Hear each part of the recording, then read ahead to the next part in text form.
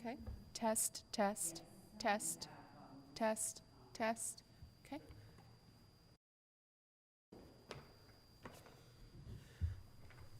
Test, test, 1, 2, 3, 4, 5.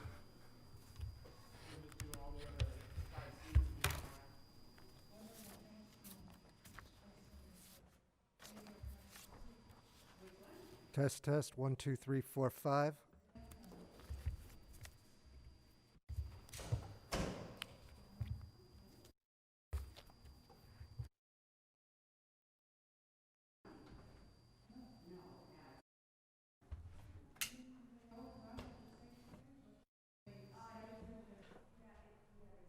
Test, 1, 2, 3, 4, 5.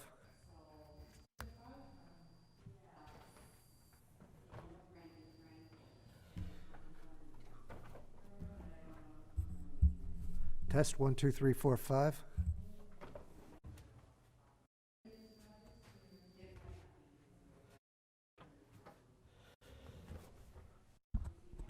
Test, 1, 2, 3, 4, 5. All right. It's on like a 20-second delay on YouTube. Listening on here, but I've heard. Okay, so that's all we got.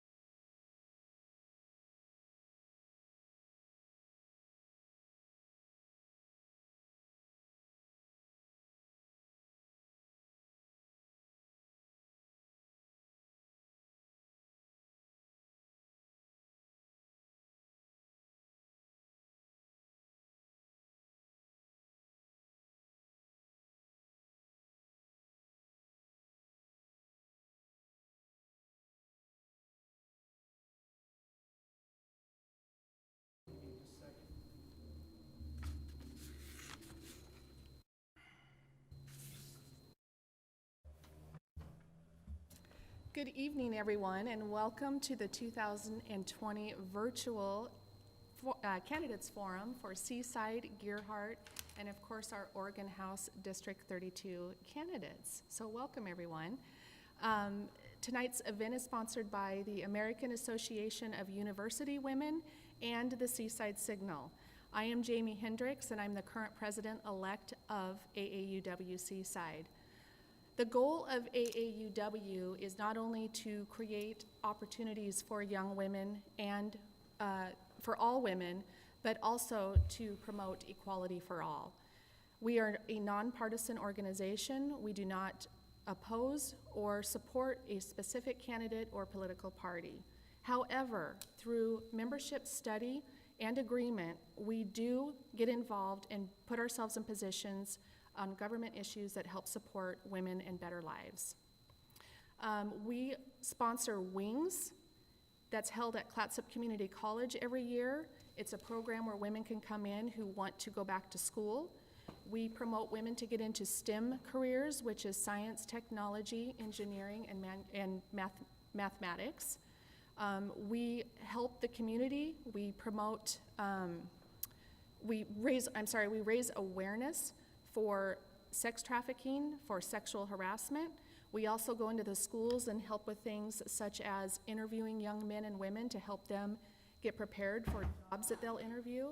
And lastly, we also have a AAUW Seaside Scholarship Foundation Fund that we award scholarships to young girls and women. And tonight, I am going to reach out and ask everybody that's watching, listening, and here in the room to donate to our scholarship fund. During the break, our website will be up. You'll be able to go on there and learn more about us. You'll be able to look to see what it takes to be a member. It is not limited to gender. And if you want to donate, we do have a donate button on the website that you can make a tax-deductible donation to. At the end of the day, we just want more women at the decision table. We want women to have opportunities not only for themselves, but also so that they can support their families and loved ones. Without further ado, I'm going to introduce RJ Marx with the Seaside Signal. He's going to introduce all of the candidates tonight, and he's graciously accepted the moderator position. Well, thank you very much, Jamie. I'm really glad to be here. It's an exciting time and an exciting election. Here's what you'll see this evening. We'll begin with the Gearhart candidates. Paulina Cockram, candidate for mayor. Rita Fackrell, who is a candidate for position 2. Bob Shortman, who is a candidate for position 2. He's not here. I'm not sure if he's coming or not. You can read his statement in the voters pamphlet or in the Signal or in the Daily Astorian. He's also been profiled, so if you want to find out more about Bob, if he doesn't make it here, you can do that. Then we have Dan Jesse, who is running for position 4, and Jack Zimmerman, who is also running for position 4. Dan Jesse is the incumbent. Jack Zimmerman is the challenger. And I would like to thank all of you who submitted questions. We've gotten dozens of questions. The way we got them was AAUW collected them. We asked Signal and Astorian staff to participate in the process, and we got many questions from them. We've broadcast an invitation for questions from the general public, and we've reviewed those. Some of the questions overlapped or piggybacked on each other, so we've sometimes created an amalgamation of questions that deal with one topic.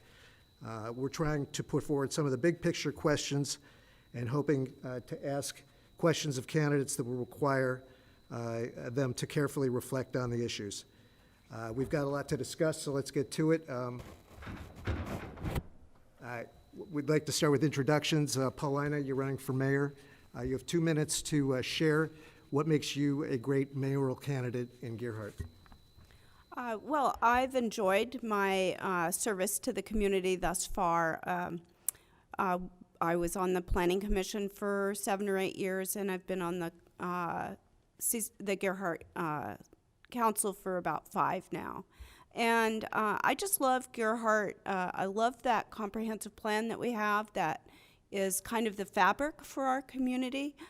So I see as mayor to shepherd along to any changes that we make, that we follow our comprehensive plan as it is, keeping Gearhart residential.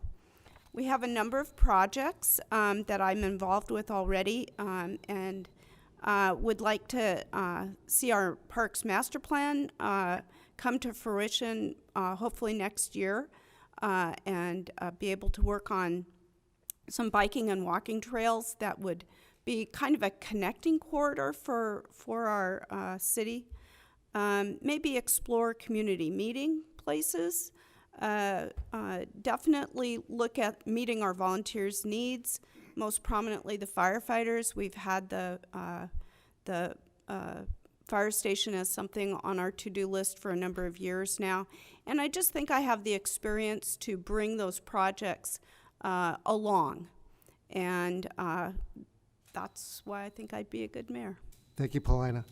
Rita, would you like to go next? As I'm thinking about this, a lot of the things that Paulina mentioned, I also advocate.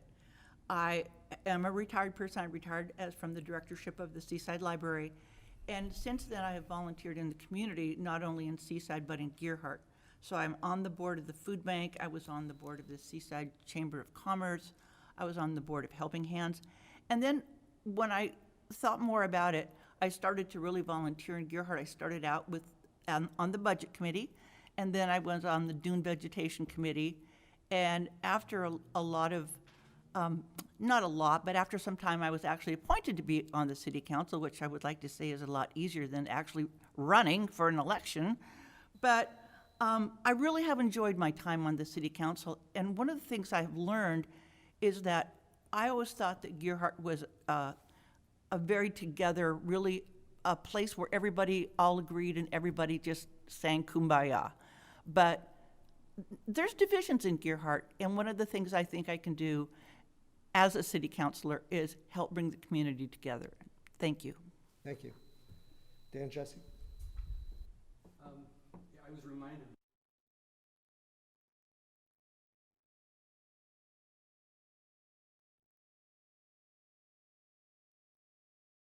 In the late 90s,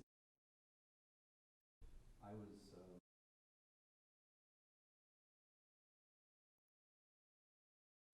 and then I gave up the convention position because you could only.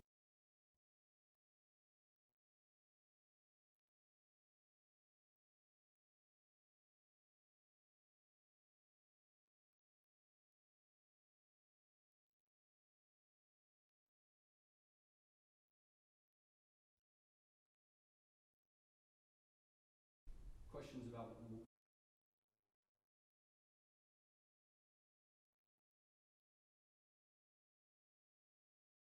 it's nice to have some.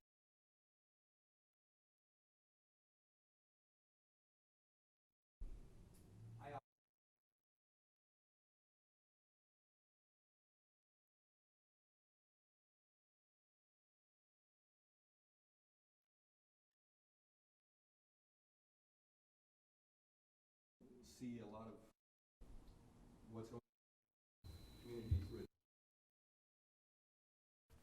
also living on. I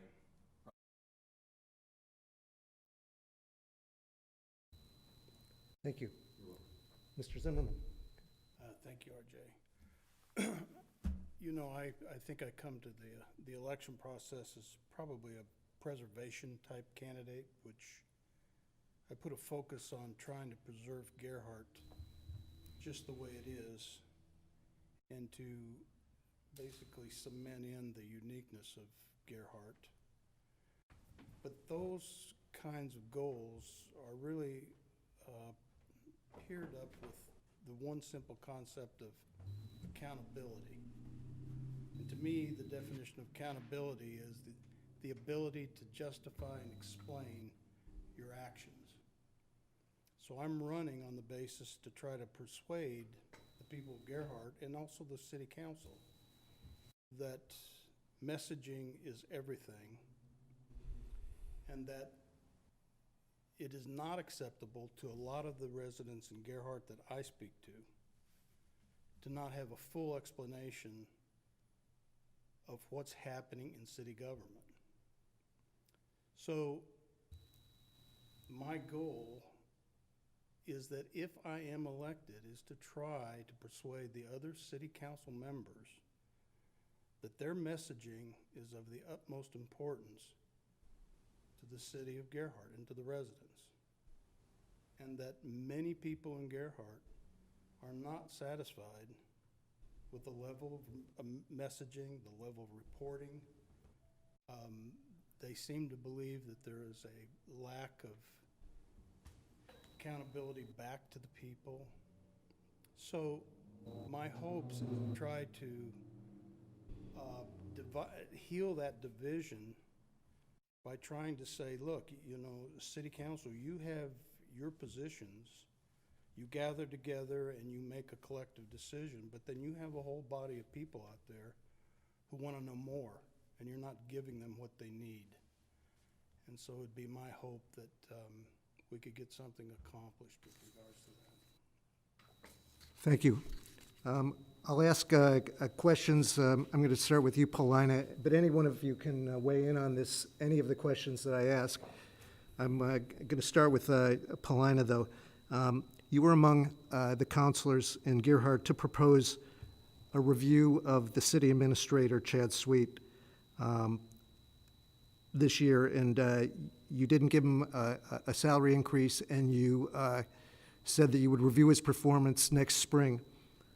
What is it that you are unsatisfied with or looking for in a review of the person in Gearhart who is arguably, you know, the centerpiece of the government?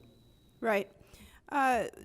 So we are going to do another review in about 6 months. And specifically the reason for that is that his employment agreement requires a annual review to be completed before the budget process. So the council missed a year, basically. And so we just completed that. And it was an average evaluation, in my estimation. We had some suggestions for improvement, and so we want to get back on track with what that contract says to go ahead and have another review in 6 months. Okay. Would anyone else like to weigh in on that? It's actually my opinion that I don't think he was not given a raise based on something that he had done inappropriately or what have you. Frankly, I don't know that we ever had a discussion whatsoever about his pay. I've always been on the side of conservatism when it comes to paying his salary because I'm trying to be frugal with our money. I think we're on the lower end scale of what is paid for a city administrator of our size community, or definitely larger for sure. So, but I don't think that I wouldn't read into the review process in the fact that he didn't get a raise. Okay. Do you want to Can wait? I ask a question, please? Paulina, let me ask you a simple question, and that is my interpretation of the issue with Chad Sweet, the city administrator, is not his performance going forward. It's what's transpired prior to the incident where on the day that he apologized to the city council and to the city. So if I look at your handbook, and when I say your handbook, it's because I think you've done the majority of the work on that, is that there is a very definitive and clear requirement to disclose issues such as Chad has been faced with 2016, 2018, and then again in 2020. None of those incidents, which are applicable to the handbook, or ethics standards, as I would say, has ever been disclosed. So my question to you is that when you kick that can forward, and I don't have privilege to your employment contract with Chad, so I'm on shaky ground here, but people, and I think you can appreciate this, when people see you're moving the decision forward, they're looking back and they're saying, wait a minute, the problems happened years ago, and what is going to be the remedy for the people of Gearhart in terms of dealing with Chad, with this stain, as I call it, on Chad, but also on you folks, because you have to deal with it, and it wasn't your fault. Well, the provision that you're talking about in the draft new employee handbook is not in the current handbook. I would just say that. And that's what guided my motion that I made at that council meeting. Okay, I'd like to ask Rita a question. Rita Fackrell, last night at the city council meeting, you asked about, the Gearhart City Council meeting, you asked about Gearhart Elementary School, I believe that was you. Yes, it was. And you asked the city administrator and the mayor what was going on with Gearhart Elementary School. And Yes. you were told, excuse me, that there was an offer on the building and they were in contract. Is that correct? I asked them if they knew why the previous applicant to purchase the property, why he declined to go further with his purchase, and what they knew about the current purchaser of the property, and if they could enlighten the council about what they knew about this person. Was he a developer? Was he real estate? And that was basically what I asked. Well, my question is, do the people of Gearhart need to know this information and before a deal is actually consummated? That's a good question. Yes. And the reason is because everybody in Gearhart loves that park, the school area. They love they want it to be a park. And I really think that they should be in the know all the time what is happening with that area. I really do. I know that it was the city manager and our mayor who said that it was confidential, and I understand that. I totally do. But I would like to know what's happening, so I assume that everybody else would like to know. Anybody else want to weigh in on that one? I would take a different stand than that, actually. To me, it's not a City of Gearhart property, it's a school district property.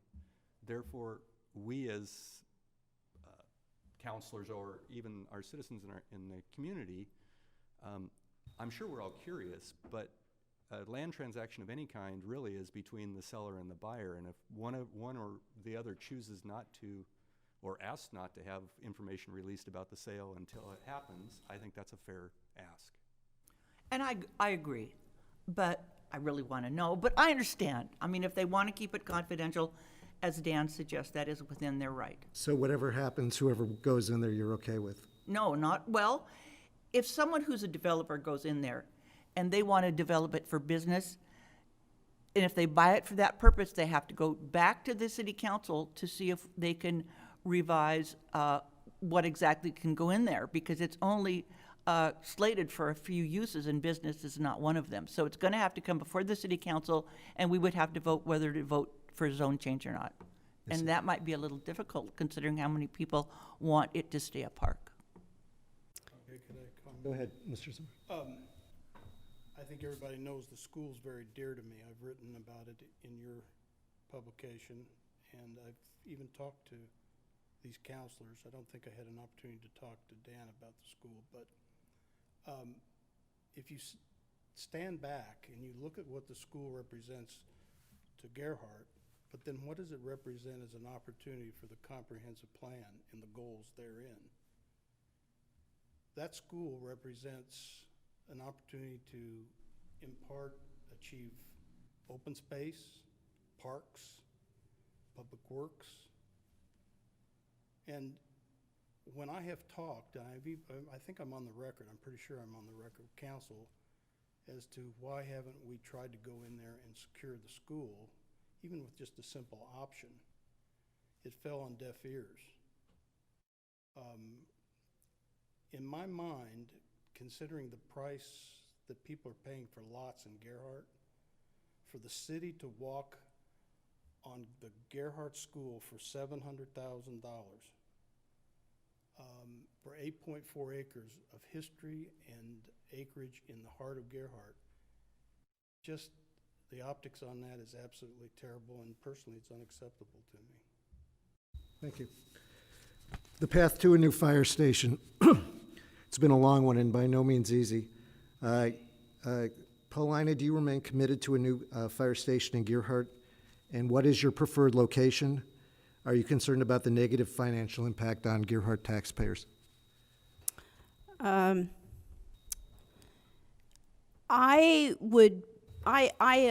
am committed to seeing the High Point location through our due diligence, and we're very close to finishing that process.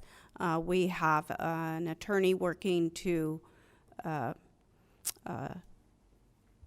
give us information about any blocking of that site that could occur in the future.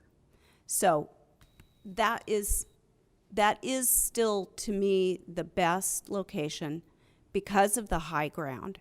And many of us, Dan included, absolutely, is very knowledgeable about emergency preparedness. And even though it's counterintuitive that you would go towards the ocean, that is one of our best evacuation sites that we have in our whole town. So it remains the ideal site.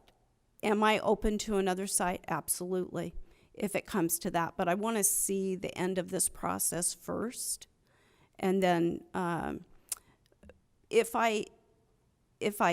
I'd have to look at what the choices are. But off the top of my head, I mean, 2 years ago, I mentioned it was then called the Fraser property. It's a property that's been sold. It's acreage and to the north of town, but it's outside our urban growth boundary. That has problems with insurance coverage for homeowners if the fire station's outside of the city. So that location is high ground, but not ideal because it's outside the city.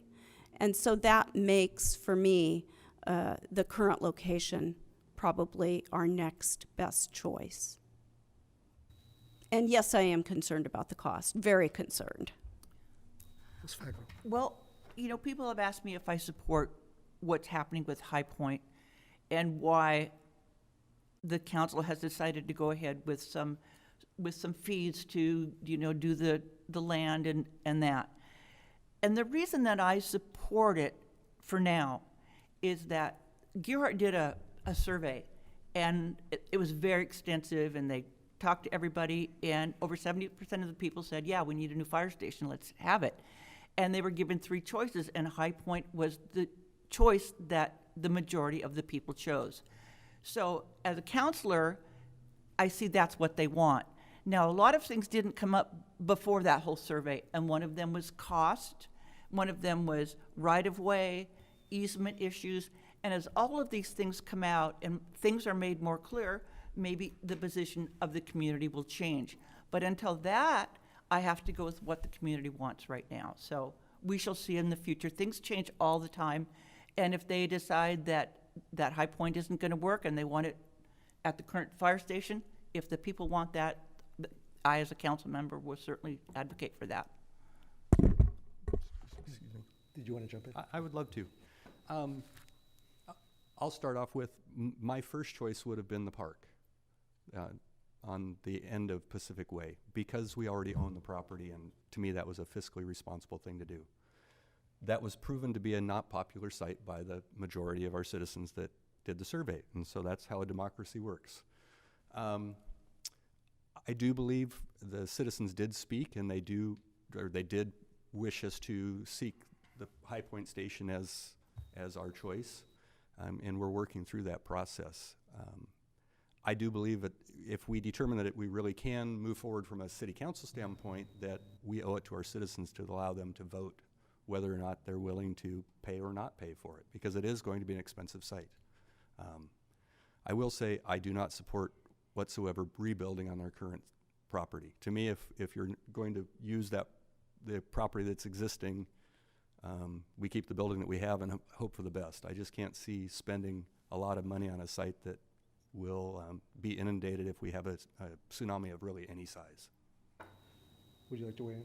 Those are all very interesting comments, and another very pointed issue for me personally and for the people I have talked to in Gearhart, and there are a lot of them. I also stand here with Tom Horning looking at me, and I'm sure he's got the stink eye on this, but in my opinion, it's pretty well documented that the divergence of opinion regarding when the event's going to happen, the magnitude of the event, the conditions that the city will find itself in as the aftermath, are all up for grabs and debatable. And there's a lot of people that haven't accepted the city's position that that extra elevation merits $10 to $14 million. Going back to the Miller Park, I don't believe there was actually a people's vote. There was in fact a petition signed that had over 235 signatures against taking the park. And I'm getting cut off on time here, and that's upsetting to me, RJ. But people do not want that park taken. But the interesting thing is that when the station was first pitched to the people, it was 6,500, 6,400. When they moved it to High Point, that station became 13,000 square feet. And to this day, there is no explanation as to why that's happened and what the mission of that station is, and why does 1,850 homes have to have 13,000 square feet. I can answer those questions, but I don't think I'm going to be given the time. Thank you, thank you. As we are speaking, the Planning Commission in Gearhart is meeting to discuss changes in their commercial zone amendments. And I've read reactions and heard reactions from people that say the current zoning is very restrictive in Gearhart, and comprehensive plan is stifling business. Is that how you see it, Paulina? Is this a way to open up business, or are these just little tweaks, or what's going on in your view of downtown Gearhart in terms of making more businesses more successful? Right. I haven't been heavily involved in the writing, of course, of the new proposed changes in the C1. I know that's been in the Planning Commission's to-dos for over a year now. I think I don't read it. I've read a lot of the letters that have come in that were going to the Planning Commission tonight as testimony. I'm not sure I view the changes as something more restrictive. I certainly don't think that's the intent at all. What I know is that I believe after the pub went in, and that went in front of a judge at one point, and he basically said to the council, well, you don't prohibit it, so therefore you can't say no, was essentially what he told us. So I think this is to try and be more definitive about what we do want to see, businesses that will serve the residents and our visitors, and to try and stay away from things that would make us more touristy, like renting the Surreys or something like that. I mean, that's just one example of what I feel wouldn't go over very well in Gearhart. Go ahead. Well, it's very odd because the Planning Commission, who has done a lot of hard work on this, they worked for over a year and a half. They have tried to modernize it and to be more inclusive. But the business owners see it exactly the opposite. They see it as being very restrictive. And there are some restrictions that don't make sense. For instance, if a business and a residence are attached, the residence can only be 50% of the total square foot of the business, which is kind of strange. And they restrict seating, and they restrict selling of recreational equipment. So if you want to go buy a kite for your kid to fly, you can't. You have to go to Seaside. But it's not the fault of the planning commission or the store owners. It's just that I think some definitions need to be clarified, and Gearhart has to learn to be less restrictive. And I don't know if any of you remember, but maybe 15, 20 years ago, when Pacific Way Restaurant wanted to go in, the Gearhart City Council said, no, you can't have a restaurant, I'm sorry, you can't. So they had to actually go to the county to get permission to put a restaurant, and it proved to be one of the best parts of the city. So I just letting you know that the two just need to come together, and I'd really like to be listening to that meeting tonight, I'm sure. I'm sure you'll be able to hear some of it. I think it's going to go on well past your portion here. I hope so. Would either one of you like to talk about the C1 zone, commercial zone in Gearhart?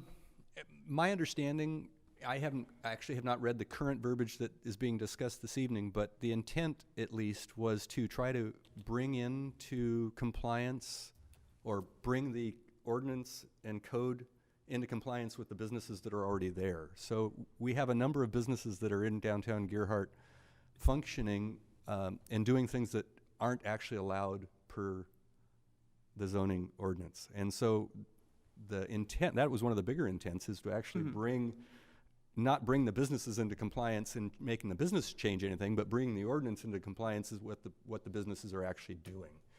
And it is beyond me why the business people are up in arms in regards to this, at least based on the intent that we set forth in our joint work session with the City Council and the Planning Commission.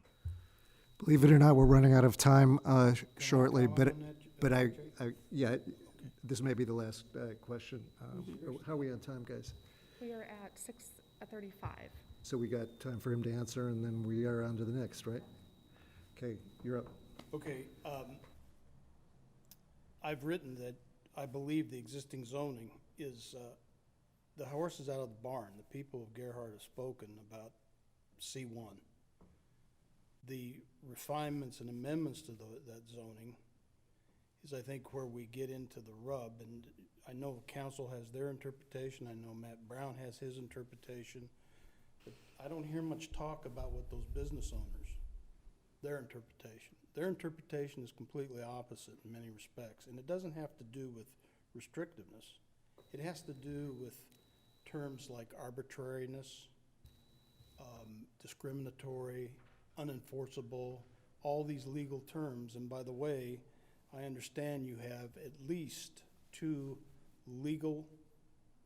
outside legal counsel letters sent to the city council and is in somebody's possession, and I'm in hopes that at city council tonight they will divulge that there is legal attention being put on what you're attempting to do.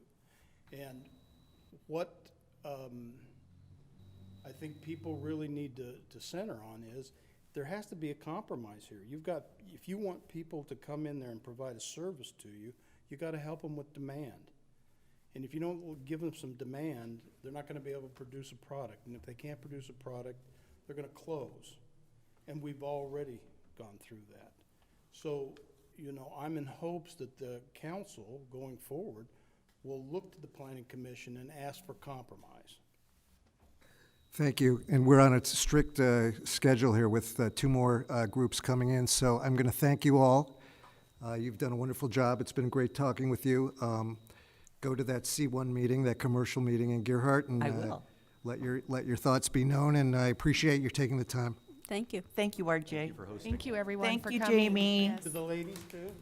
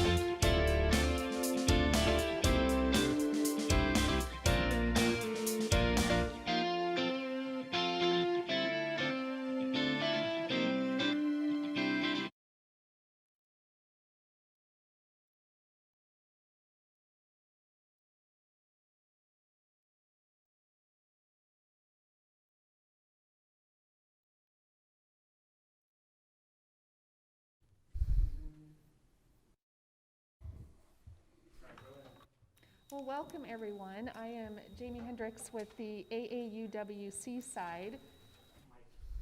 Is it on now? Okay. I'll say that again. Welcome everyone. I am Jamie Hendricks with the AAUW Seaside, and we thank you for being here tonight and taking time out to answer questions for all of us. RJ? Thank you all. We have Tom Horning, the incumbent ward, what is it? What ward are you? Ward 3. Ward 3. Randy, you're at large, 1 and 3. Randy Frank. 1 and 2. 1 and 2, incumbent. We have Kathy Klezek, and she is a candidate for Ward 3. 4. 4. Okay, I'm going to get my numbers right. Ward 4. David Pazalski, also Ward 4. Adam Wood, also Ward 4. So we have three folks vying for that one spot. Mr. Horning, Mr. Frank running unopposed. Guys, we were greeted with the proposal for a major logging effort in the Cove and Seaside. Is this a matter for, I'll start with you, Tom. Is this a matter for the city council to get involved with, or is this something that should be handled between homeowners and the people that own the woods? I think it should be between the homeowners and the owners of the woods. But there are other interests out there that might change the way things proceed and give them a chance to play their cards and see what they can make happen. I see. Would anybody else like to discuss that? Does anyone think that the city should be involved in take a role in that particular incident? I'll speak to that.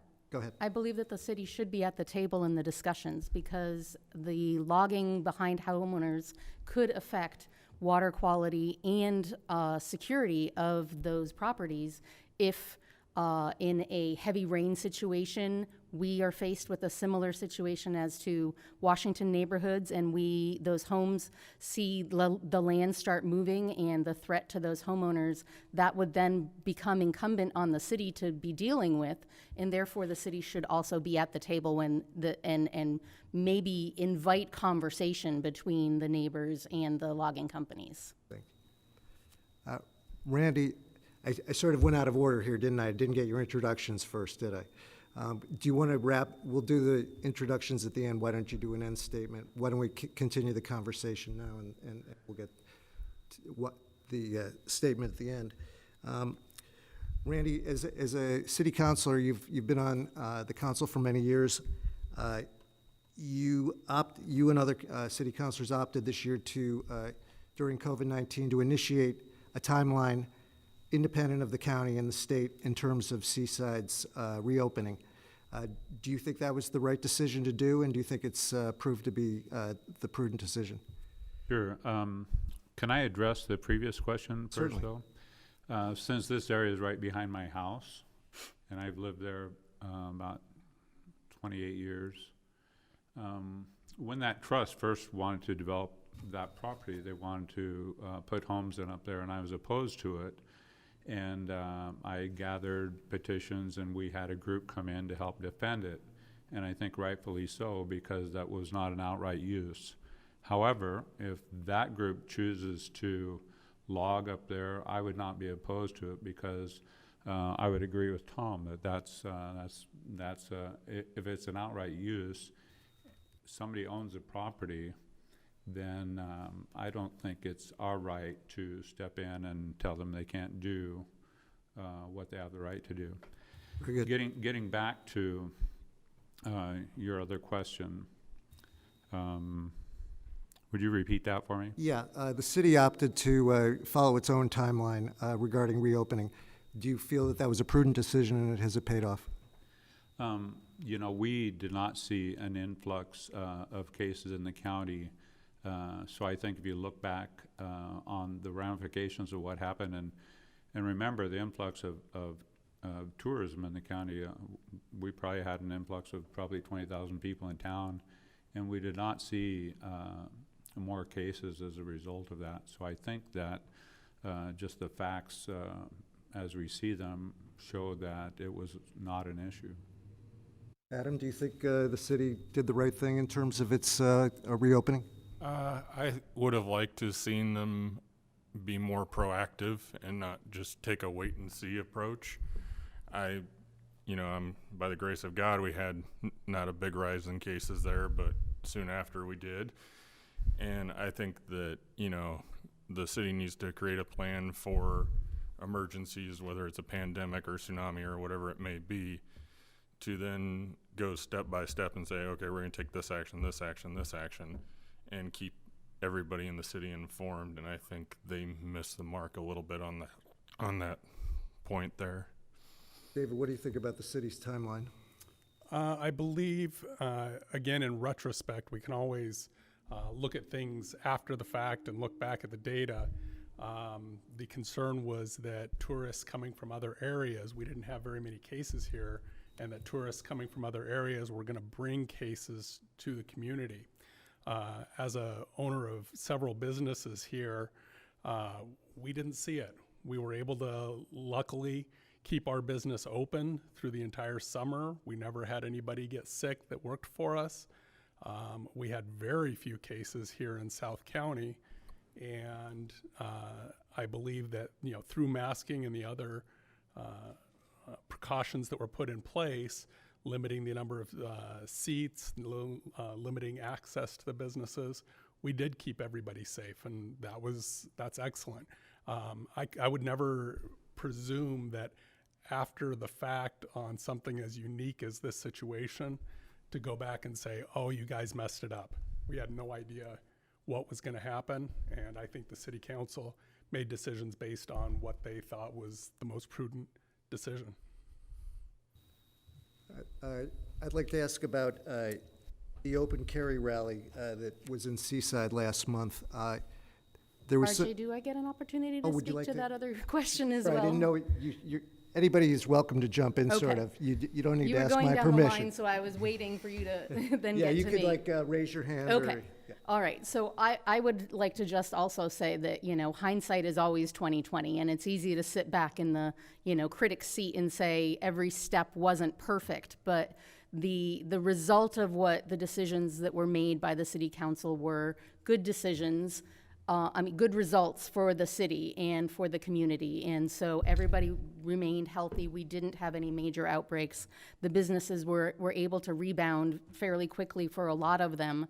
Hotel capacities, were on weekends, they're back to regular hotel capacity during the summertime. And so able to make up a little bit of ground that they lost during the times that they were forced to close. Again, we were very lucky, and so I'm glad that we were able to check that box and say, everything was on our side, and we don't have anybody that suffered greatly because of it. Hopefully, we can put some plans into place, and really, I don't think our timeline the city of Seaside's timeline wasn't that drastically different than the county's. So, Tom, as I recall, when you were discussing this in March, you were a little bit undecided about going on an independent timeline. Are you comfortable with the way it turned out here in Seaside? Yes, it turned out fine, I'd say. The important thing was, did we have the authority, and was it appropriate to exercise it, or should we have waited 2 more days to let the governor's policies and schedules kick in? So we preempted the state's action in this matter on our own, and ultimately got back on track. But I would have to say that given the gravity of the situation and the possibility that things can spin out of control, that the city should always take the most conservative approach, especially if things are starting to change. This is not something to finesse. It's something to confront directly and enforce masks and distancing and behaviors. If everybody in the nation followed that kind of advice wholeheartedly, we could squeeze this virus out of existence inside of 3 weeks. All you have to do is follow the rules, but no one seems to do that. And in fact, right now, I don't have my mask on. Who knows if I use enough J's and P's and Q's, whether I'm going to be spraying all over the place. Well, we do see plexiglass in front of you, which is somewhat useful. I appreciate that. Okay, I'll return to that other question I was going to ask. There was an open carry rally in Seaside a couple weeks ago, and there was a point where the council was being asked or considering requiring some sort of action to prevent the rally, people carrying guns in front of City Hall, firearms. Kathy, do you think the city should have allowed that to take place as it did, or do you feel that there should have been some kind of measure on their part? I don't believe the city has authority as it stands right now to have taken any action that they didn't take. And so, again, luckily everything went well and it was very peaceful. And now in hindsight, we can look at whether there needs to be any action taken for a future situation. And that again, I don't think is a snap decision that could be taken. I think it would need to take a lot of things into account. There would need to be a lot of citizen input. It's not something that could be done, at one city council meeting that somebody brings it up and then it's taken care of. Does anyone else want to weigh in on that particular topic? Yeah, I would just say I agree with what Kathy said. I think there was definitely concern by the residents that something could happen.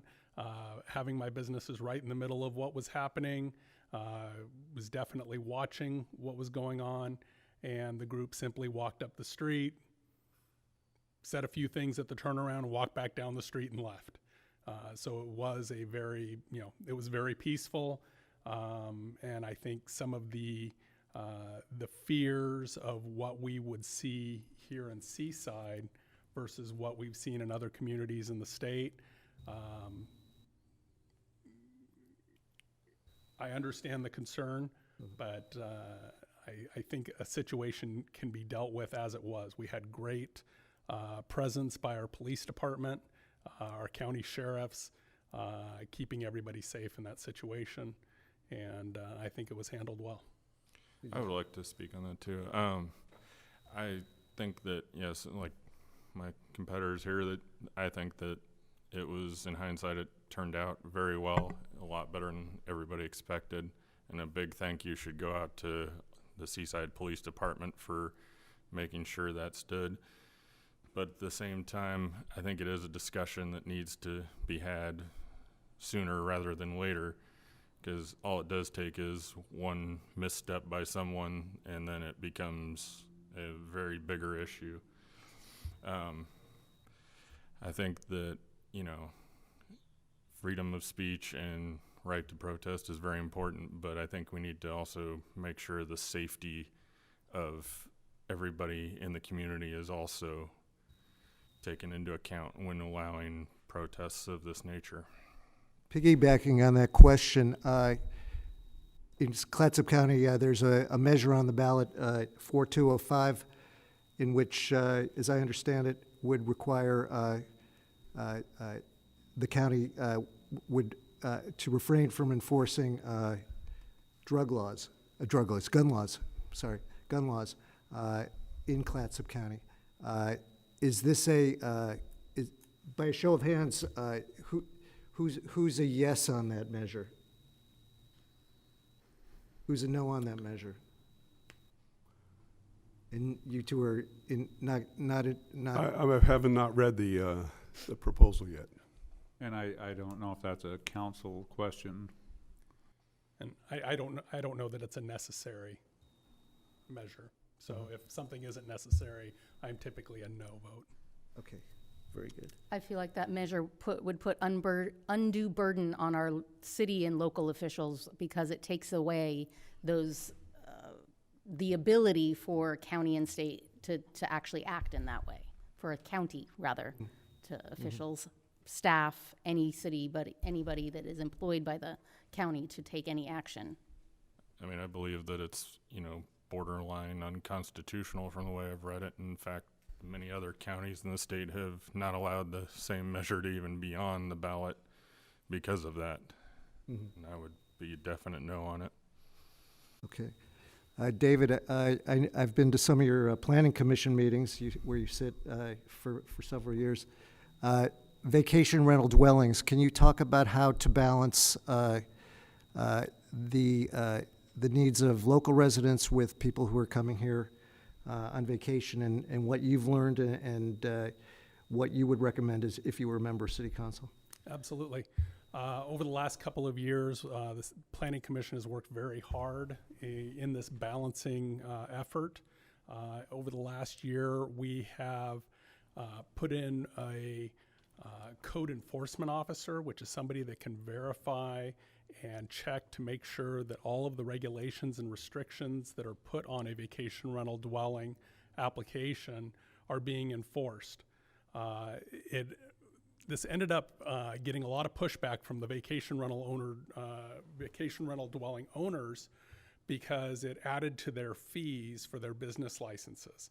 But what we are finding and the feedback that we're getting from the officer is that the owners enjoy the ability to know when their management companies are actually doing the job that they're supposed to be doing so that they're getting their money's worth.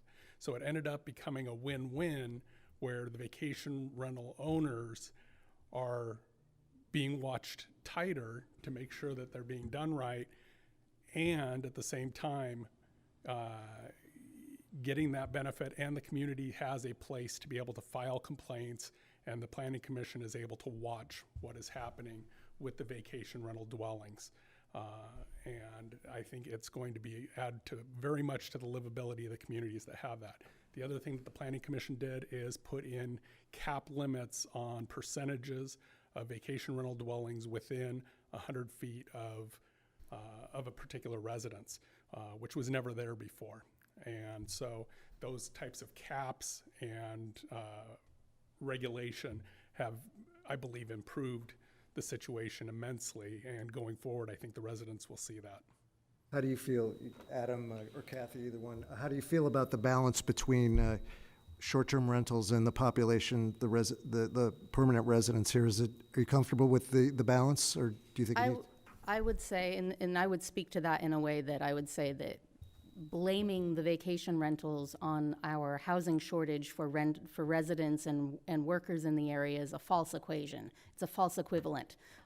Property values are at a point in our coastal community, and this frequently happens in tourist areas where the property values get so high that the people that are purchasing them cannot afford to rent them out to the working community, and the only way that they can afford them is either to live in them themselves because of their own funding mechanisms, or to rent them out as far as for vacation rentals.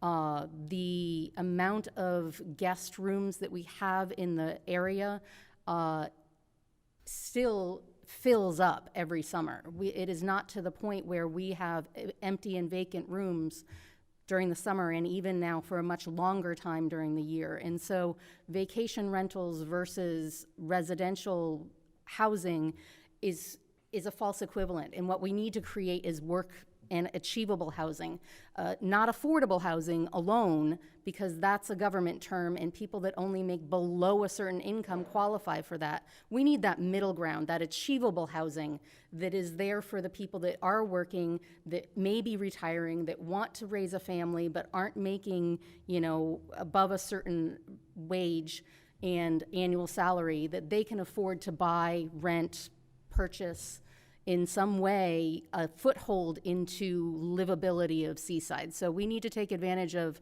some tax incentives, some tax credits that the federal government has in place to develop some public-private partnerships, to develop some real, true, affordable, achievable housing. I see.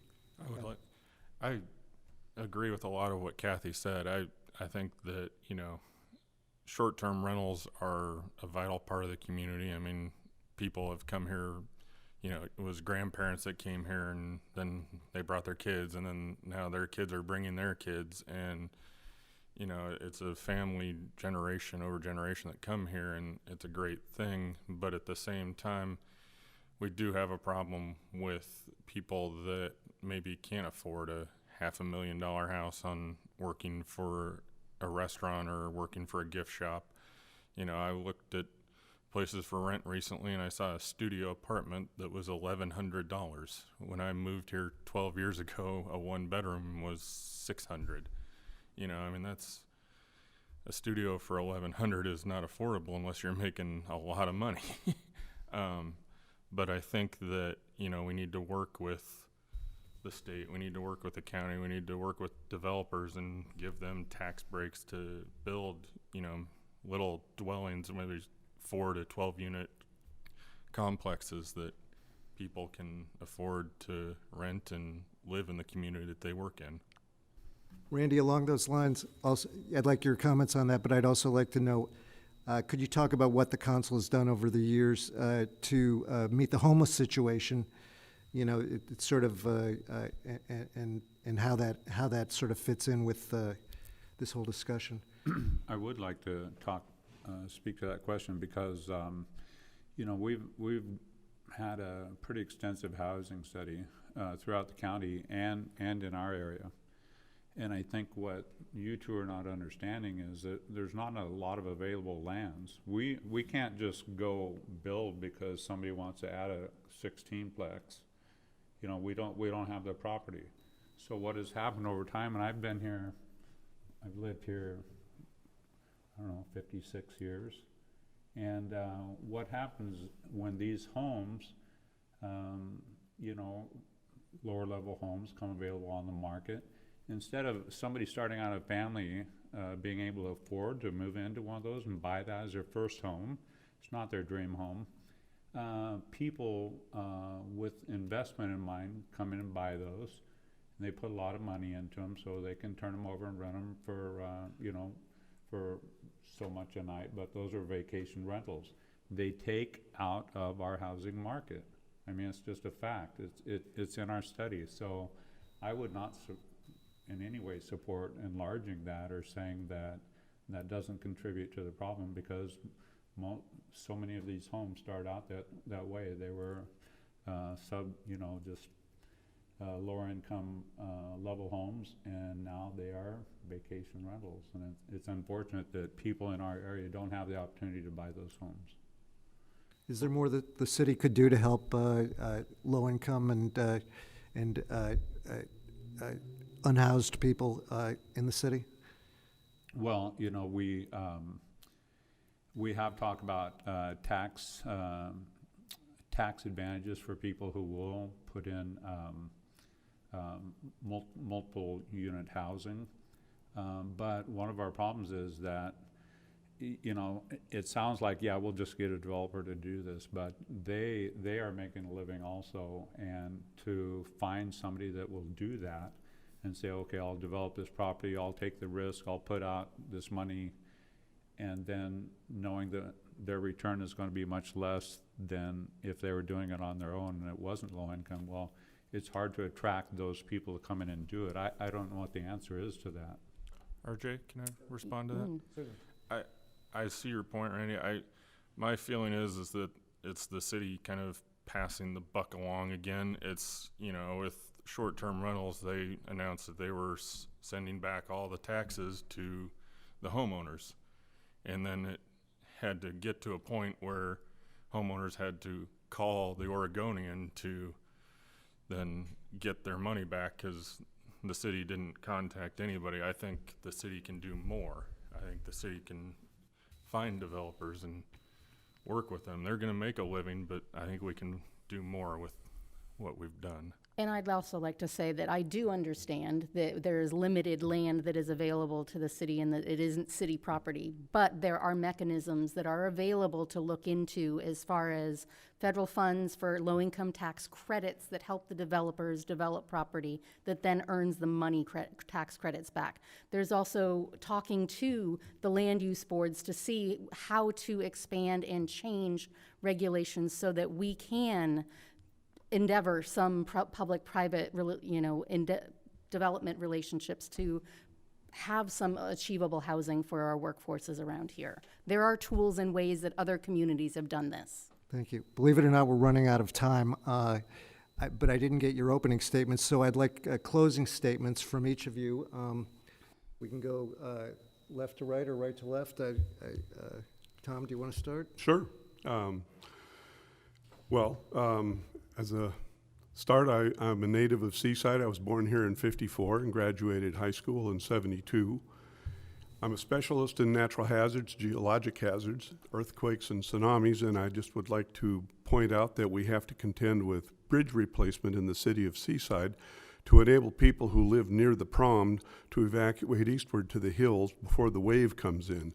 You should plan for the wave being 50 to 60 feet high, and it might hit as soon as 10 to 20 years. So there's no time to delay. We need to work on this as much as possible. In the meantime, knowing full well that the statistics are all over the place and it's not likely that this is automatically going to hit, I'd like to work as much as possible with everybody on the city council in a collegial and collaborative way to accomplish a lot of the problems that confront us. And it includes housing and the homeless as well. Thank you. Randy? Yeah, so I haven't been here quite as long as Tom. I've been here going on 56 years, but I did graduate from Seaside High, and I attended Central and Gearhart and Broadway and the high school. I had the opportunity to serve 9 years on Cannon Beach Chamber when I worked down there. I've spent about 20 years on SCDA as a member and about 9 years on the board there. Served on the Convention Center Commission for about 10 years, and I've been 8 years on City Council, and I serve with the Airport Committee also, Seaside's only port.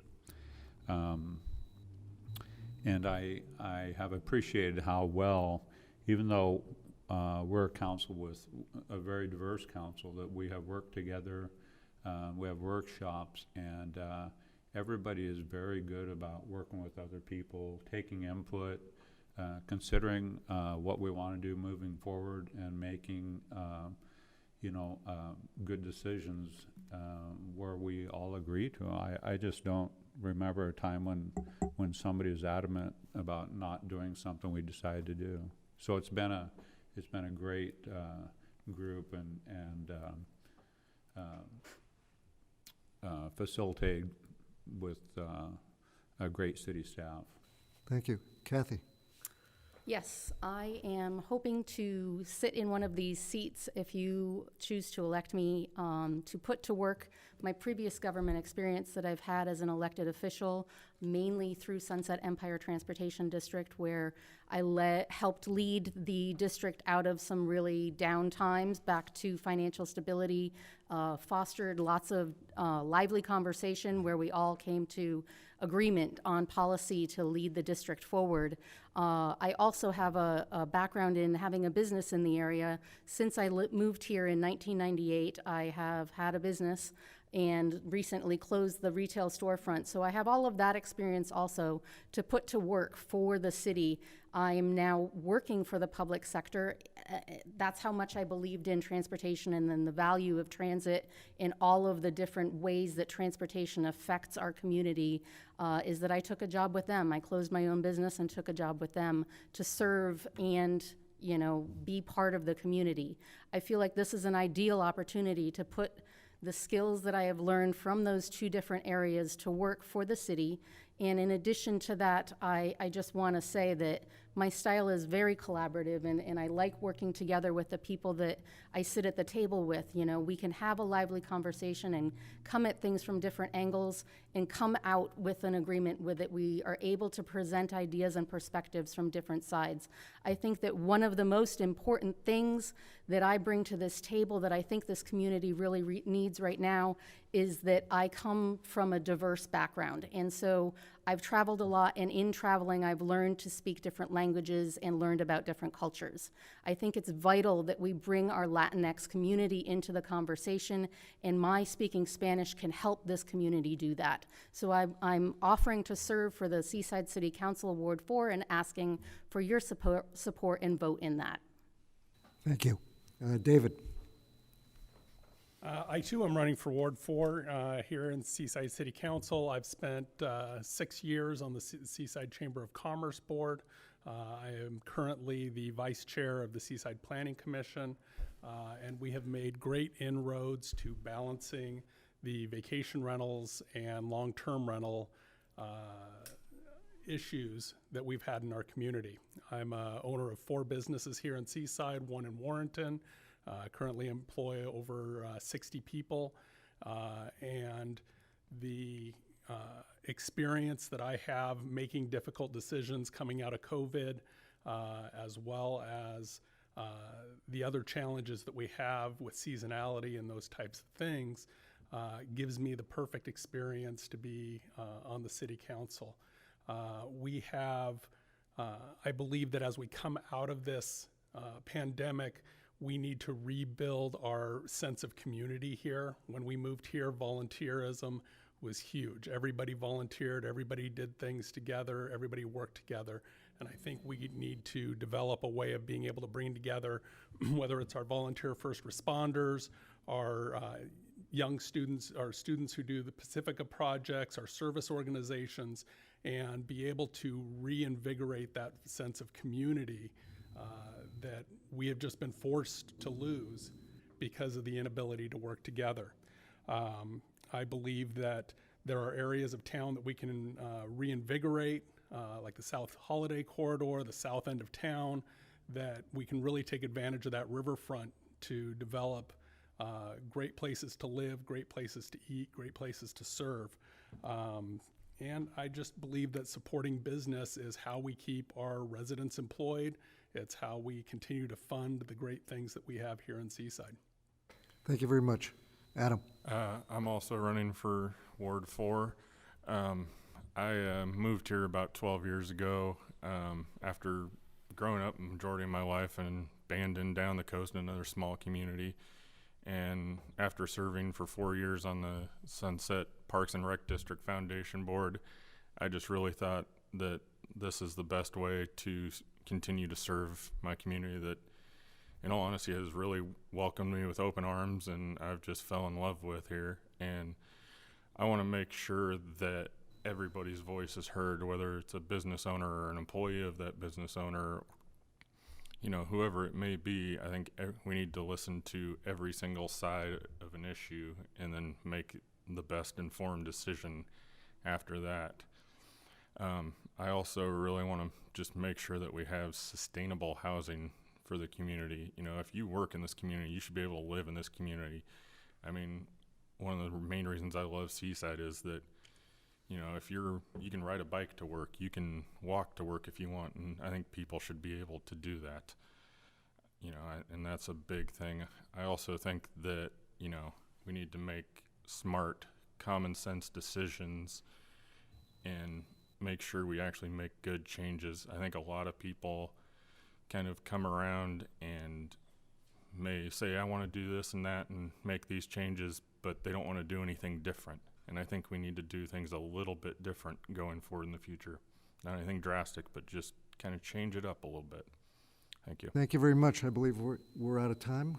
We on schedule here? We're right on schedule. Thank you, Tom Horning, Randy Frank, Kathy Klezak, David Pazowski, Adam Wood. Thank you, RJ. Thank you, Seaside Signal and Thank you. AAUW. Yes.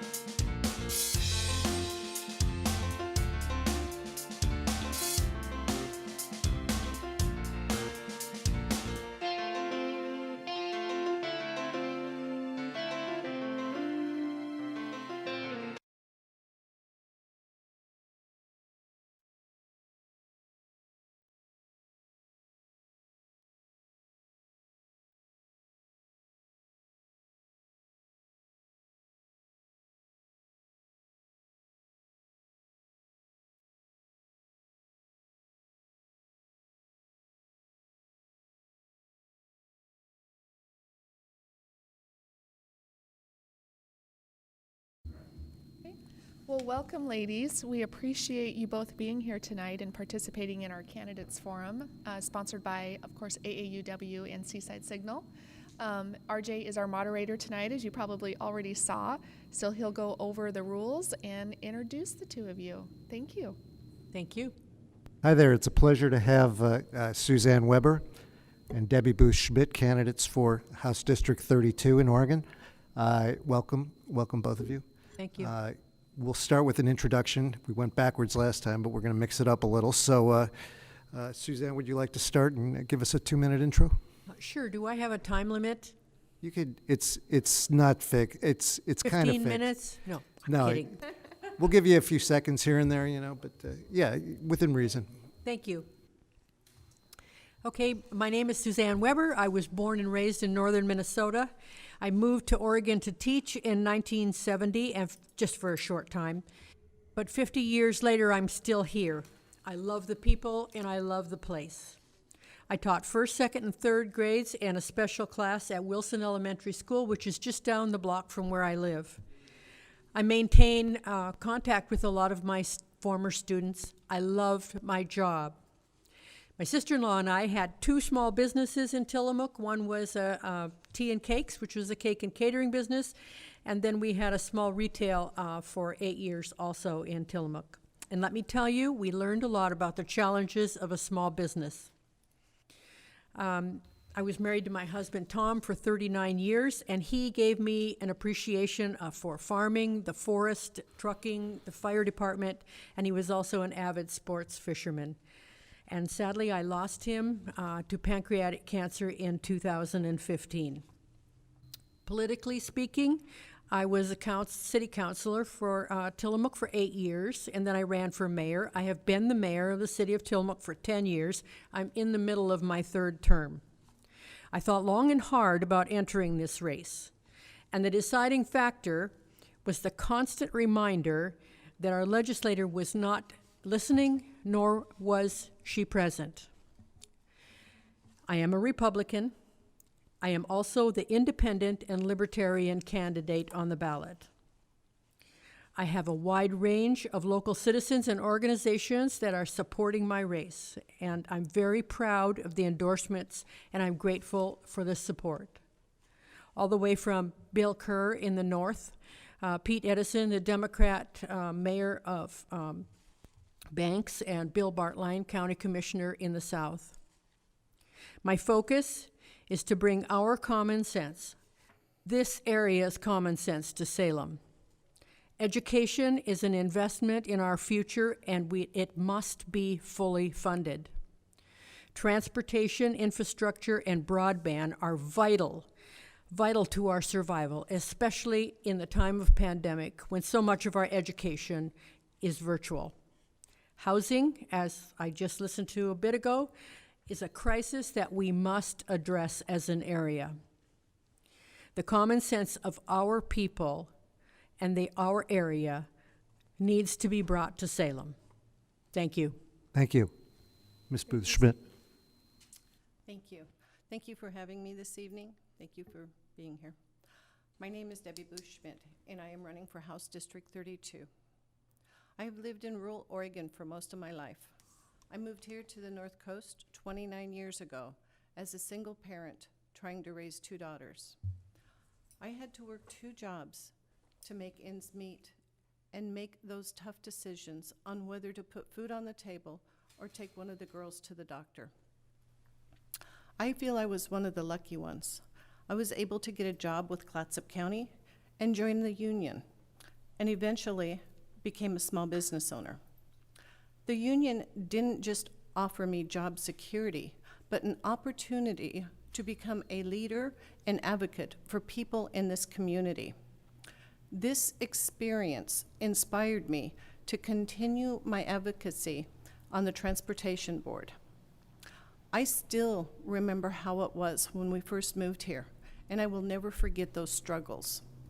And I know that so many people in our district are still struggling with the high cost of housing, healthcare, and now with the COVID impacting all of our livelihoods, especially small businesses.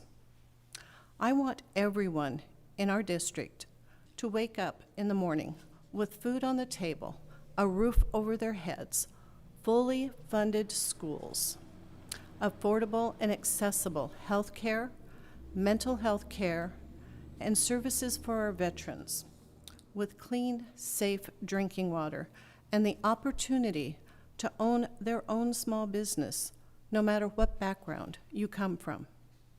I will represent this district because it has already given me so much. I want to give back to our district. Thank you. Thank you. Thank you, Debbie. I'll start with you, Ms. Booth-Schmidt. Cap and trade, should this was a measure that sort of divided Salem to a large degree. Do you believe, if you were in office, would you advocate bringing back the measure and the policy? And if so, what compromises would you be willing to make to prevent another legislative slowdown? So it's really important to me that we keep our living wage jobs in this district. I also do believe in climate change. So if this policy is to come back up again, I will be reaching out to all of our stakeholders, sitting down with them, and working to come up with a compromise, something that works for everyone. I feel that since that came up, it didn't just divide people in Salem, it divided this district also. We need to protect our natural resources, but we also have to work to take care of our climate, or those natural resources will be gone for our grandchildren, and those living wage jobs that depend on them will disappear. It's important to me that we work together. Working with my union, I bargained contracts. I know you can sit down and come to a compromise, still hold on to your values, as long as no one gets up and walks out like the Republicans did. Ms. Weber, Yes. would you like to respond? Would you see that as a divisive issue if it was brought up again? And would you, under any circumstances, would you consider modifications to cap and trade that would make you more agreeable to it, or is it a non-starter for you? Well, cap and trade was a massive bill that had, 178 amendments.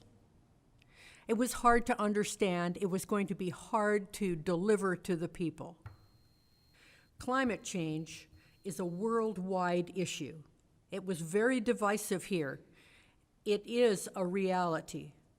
However, it is being a worldwide issue, it needs to be addressed on the world scale.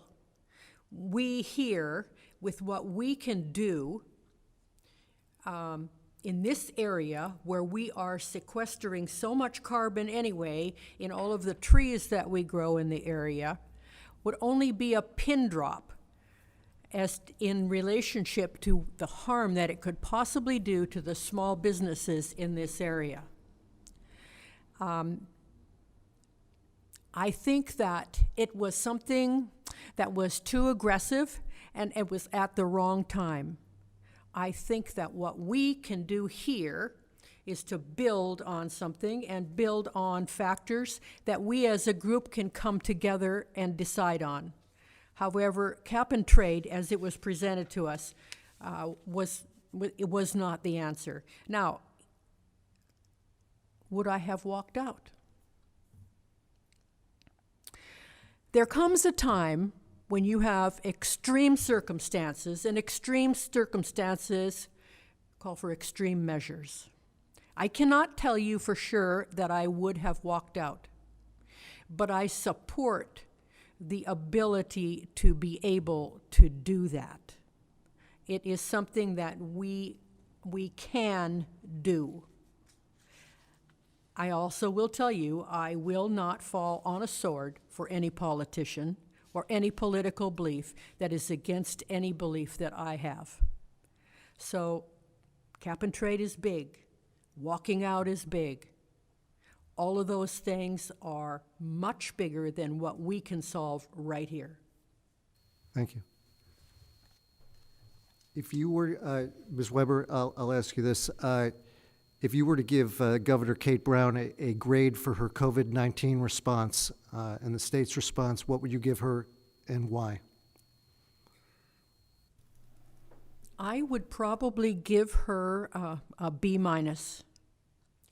I think she made some very good choices about the decisions that she went forward with, but also I think she made some decisions that negated local control. And I think that there are a lot of counties where circumstances were such that they probably didn't need the severe measures that were brought to them by the governor. Ms. Boothschmidt? I would give her an A minus. I think she looked at the science. I think she listened to our healthcare providers. And I think she made the best decisions she could with the information she had. I think it's important that we all continue to wear our masks and social distance. And I think Oregon is doing much better than other states that have not taken the steps that Governor Brown has. So I would give her an A minus. Thank you. I listened to your discussion in Astoria a couple days ago, and I heard you say, Ms. Weber, that in talking about the gun measure in Clatsop County, making a Second Amendment sanctuary, you said it was a measure you were trying to wrap your head around.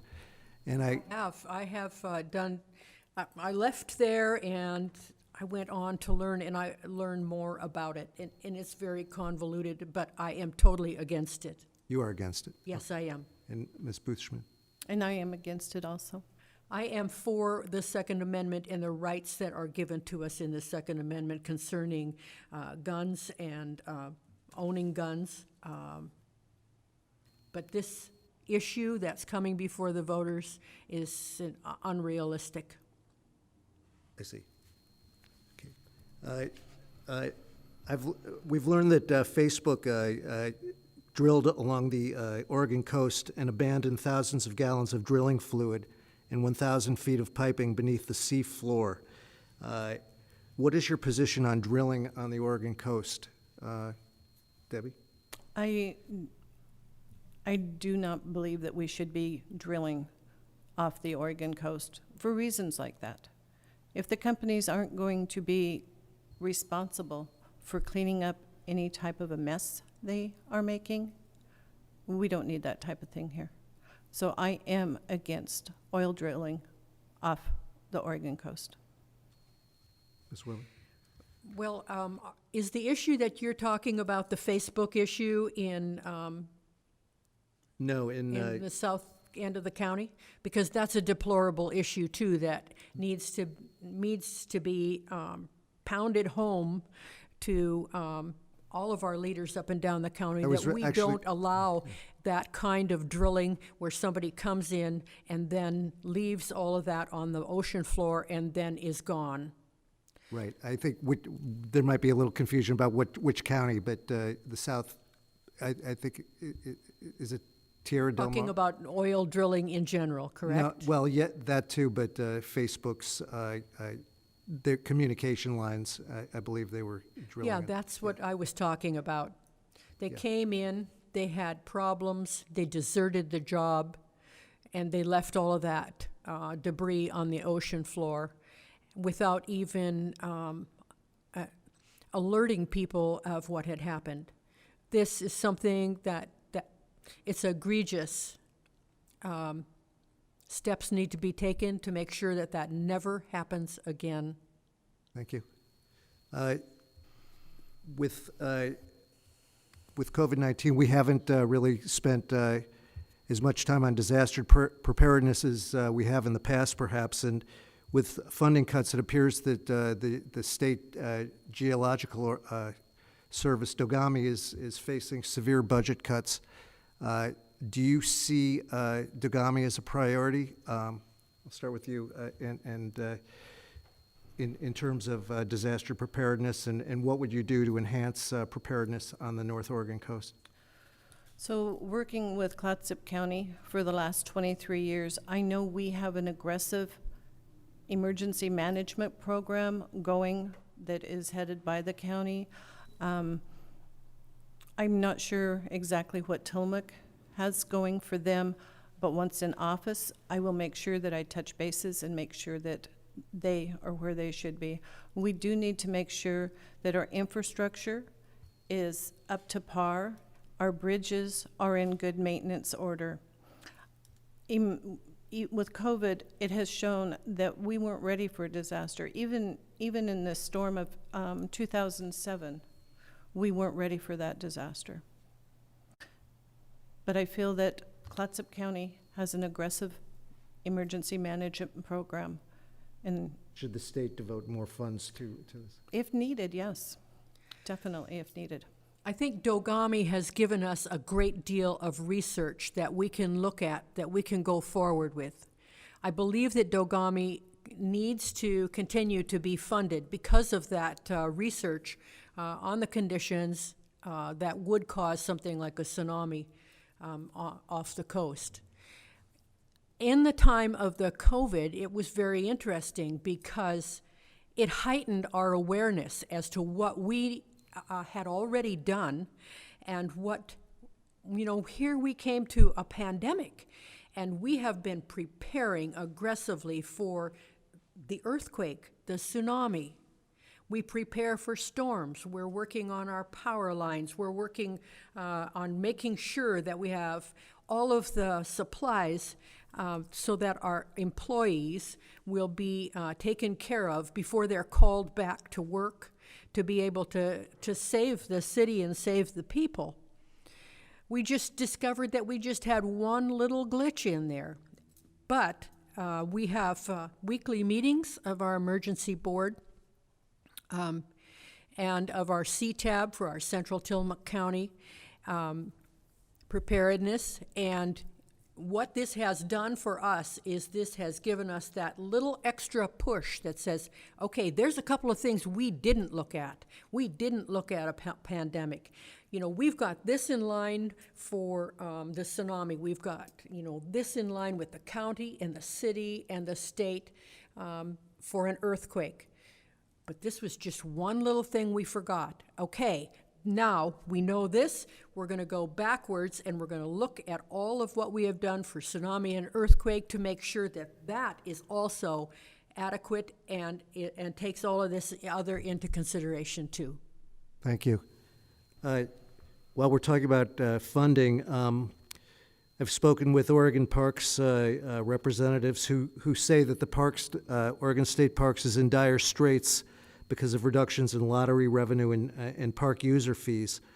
Meanwhile, in Clatsop County and Tillamook County, residents are saying the parks are getting more traffic than ever.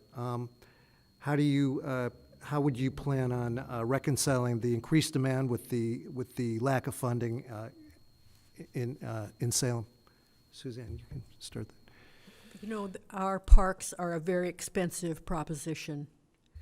And I think that we need to look at the structure of how we fund parks and how we assess people for using those parks. I know that we just had a terrific amount of vandalism recently in our county parks, which has really raised our awareness of just exactly how many people are using those parks and how they are using those parks. I think that the state parks, there are a lot of systems that the state needs to re-examine. They've got to re-examine their employment system, their unemployment system. They've got to examine their forestry, and they've also got to examine their parks.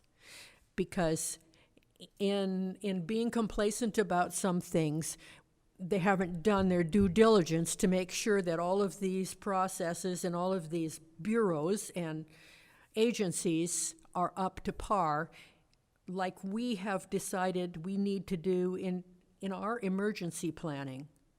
They have not planned for that emergency at the state level, and they need to do that. Thank you. Thank you. So many folks really enjoy the state parks, and I think they're something that we need to make sure that we're staying open and we're taking care of them. I think we would need to sit down, take a look at what would work best. If we need to raise fees, we could raise fees a little bit, but let's make sure we're keeping them opened so folks can enjoy them. Our natural wonders are something, I love to go camping. Our natural wonders are something that we just need to make sure we're using and taking care of. If that means raising fees, we might have to raise fees. I know the budget's going to be really tight, so as far as putting more money toward the parks, I'm going to have to really look at it close. But I don't agree with closing them down. Thank you. As schools remain closed, do you believe that the state should have closed to in-school learning, I should say, as they remain closed to in-school learning, do you believe that parents should be reimbursed somehow for childcare costs or preschool costs? Do you think the state has a role in that, in helping parents that are either unable to work or need to cut down their hours and their time because of their need to watch their children? That's a very interesting question.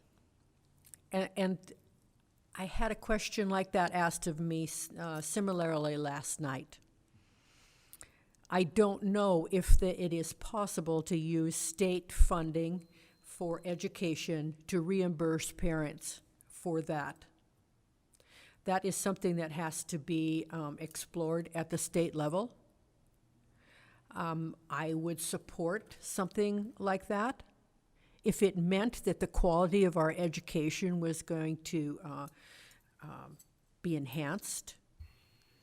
I don't know how long it's going to be until our kids can go back to school. I know that they're suffering, and parents are suffering, and childcare is suffering.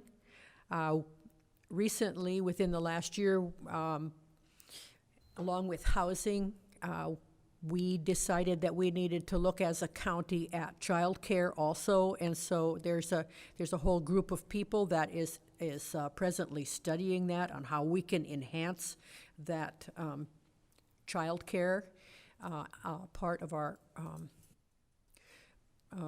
civil duty, and it's amazing that in this time of COVID, how many groups have stepped forward to be able to help parents to form cohorts and bring children into their homes and use that as a learning venue so that parents could work, and co-ops to be able to share time and resources.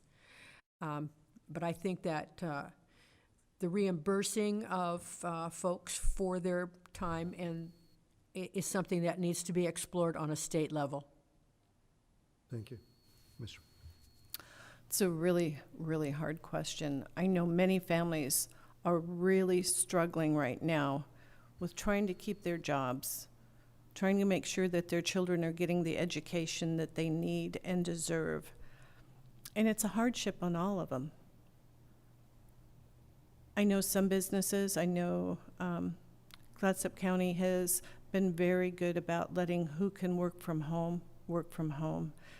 And I think we need to see how many parents can actually do that and not have to go into work. I know doesn't work for all businesses. It's so important that our kids get the education they deserve. So it is definitely something that the state should be looking at. Budgets are going to be tough, but it's something that I think the state should be looking at, seeing if they can't do something for these folks. Even childcare. We have a lack of childcare throughout the state for working parents. I was actually talking to a working mom yesterday, and she's not sure if she's going to be able to go back to work because she can't find childcare. So I think the state really needs to take a really long, hard look at what we can do to help these families out. Make sure families have the services that they need. I mean, like when I moved here 29 years ago, 2 jobs to make ends meet. It's tough out there. Continuing on education, do you believe that there should be a hard and fast date for in-school classes, or do you feel that the metrics that are in place are appropriate?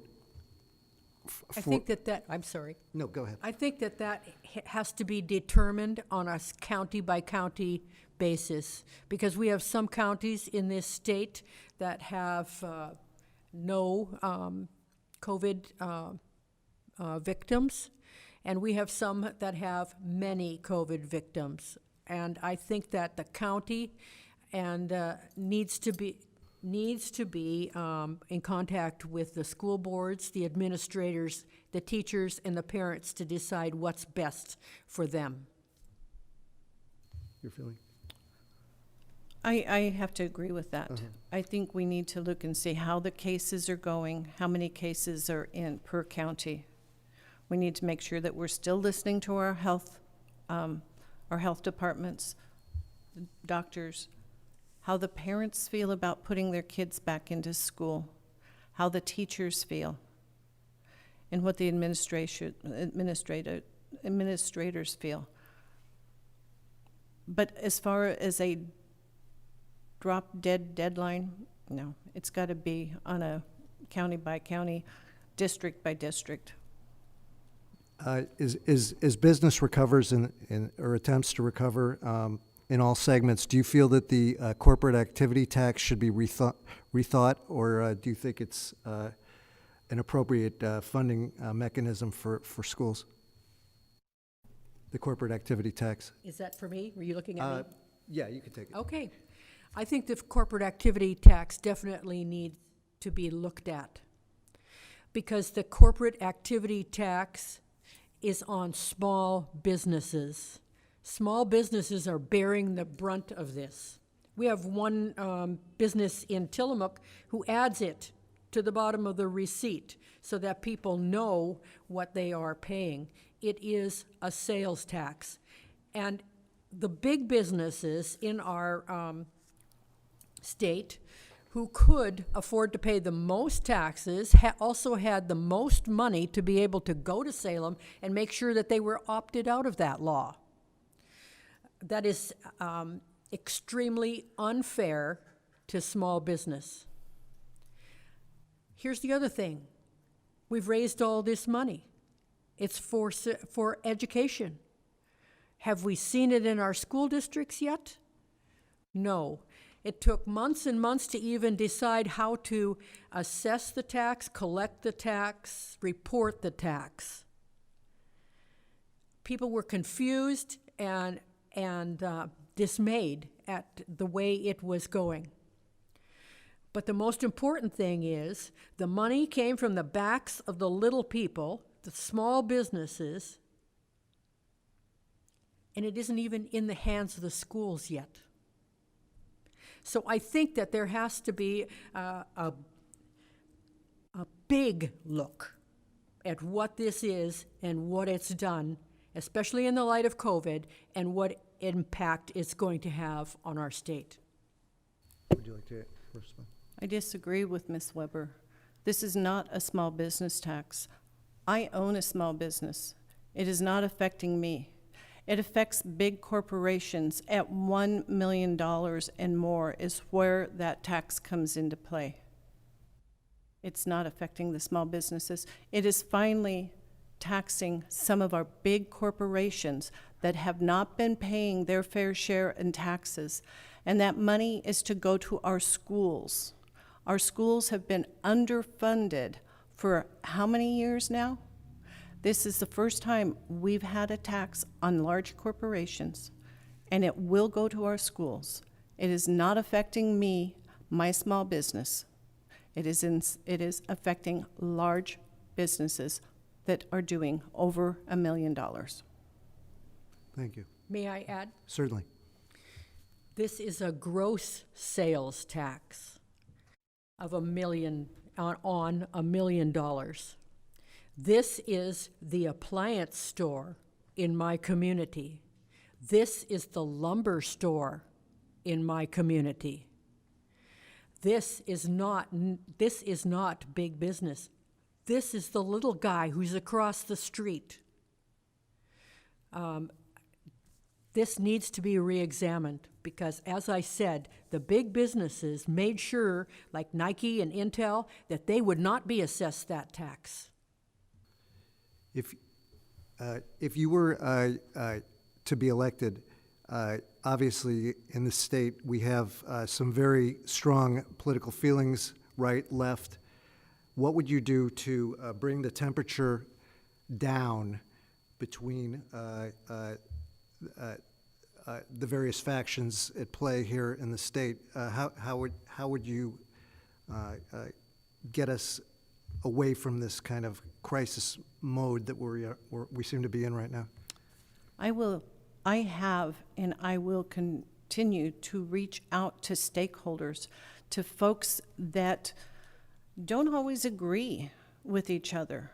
But the only way we're going to unite our district is to reach out and invite everyone to the table to have a discussion. If we don't do that, we will never accomplish anything. We will continue to butt heads and go nowhere. I will be the one that will reach out, invite folks to the table, sit down, have those hard discussions, and come up with solutions that better our district. Thank you. Ms. Weber?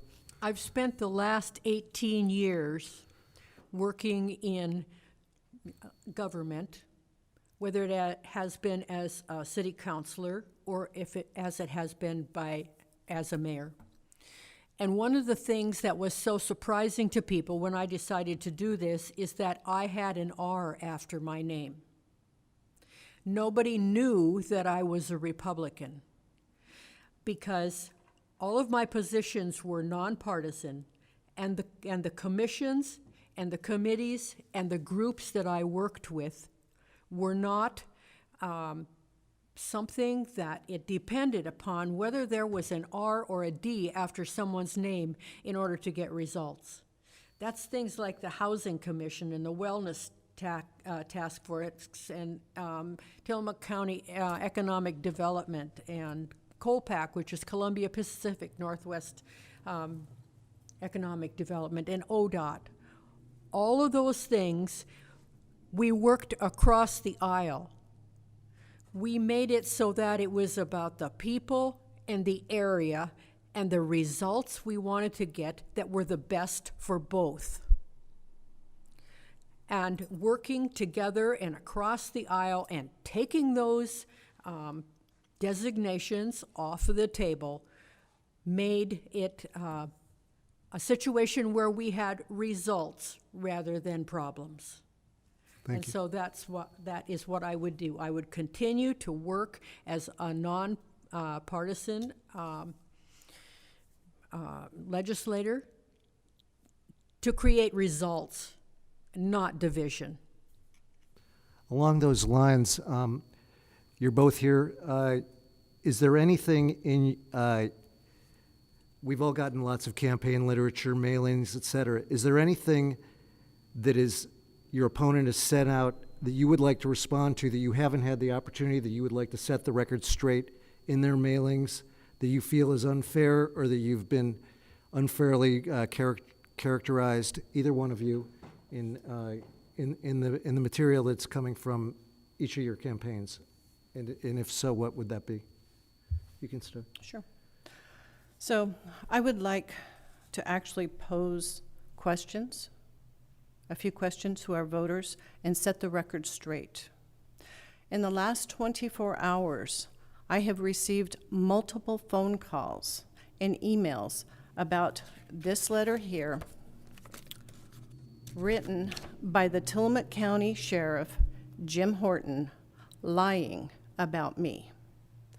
Considering there is no disclaimer on the letter or envelope, is it worth asking the sheriff if the county funds, your tax dollars, paid for this?